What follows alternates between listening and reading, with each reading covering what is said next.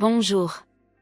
Le secret de Rennes-le-Château ne se limite pas à l'époque des abbés Béranger Saunière, Henri Boudet et autres.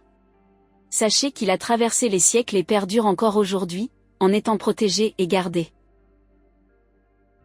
Cela peut paraître surprenant, mais nous allons nous intéresser à Lara Croft et à ses aventures épiques.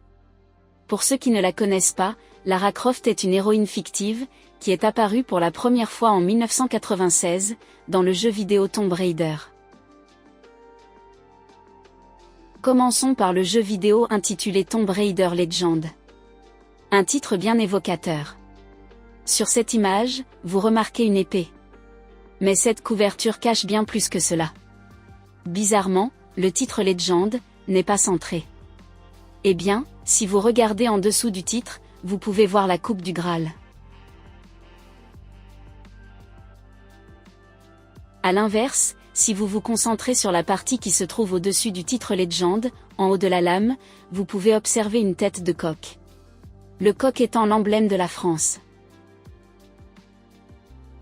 Et pour finir, si vous prenez l'ensemble de l'épée, vous pouvez voir Bip Bip, du dessin animé Bip Bip et Ville le Coyote. Ce dernier ne cesse de pourchasser le volatile, malgré la grande rapidité de sa proie. Ville le Coyote n'a alors de cesse d'inventer des stratagèmes sur des routes désertiques, afin de capturer l'oiseau.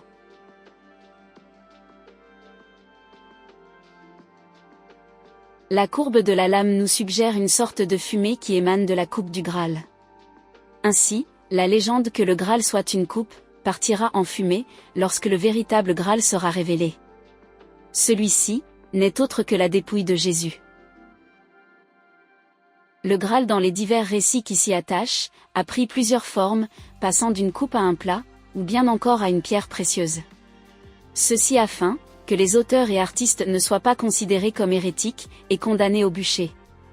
Les artistes symbolisaient le corps de Jésus par un objet matériel, appelé le Graal. Le véritable Graal est bien le corps de Jésus.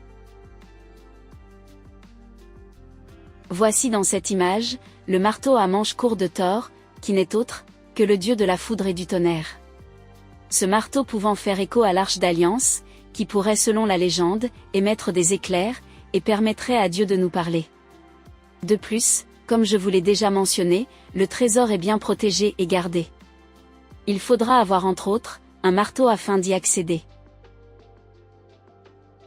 Il est temps de finir cette trilogie, par le jeu vidéo Anniversary. Lara continue de partir à l'aventure depuis de nombreuses années et qui ne cesse de se poursuivre, pour notre plus grand bonheur. Lara est apparue dans le monde des jeux vidéo en 1996. Une aventurière autonome. Cela a été un véritable bouleversement à cette époque. C'était l'un des premiers jeux vidéo, où l'on incarnait un personnage féminin. Le monde du jeu vidéo par le biais des personnages principaux, était jusqu'alors, quasiment réservé à la gente masculine. Un très beau coup de pied dans la fourmilière, afin de faire changer les consciences.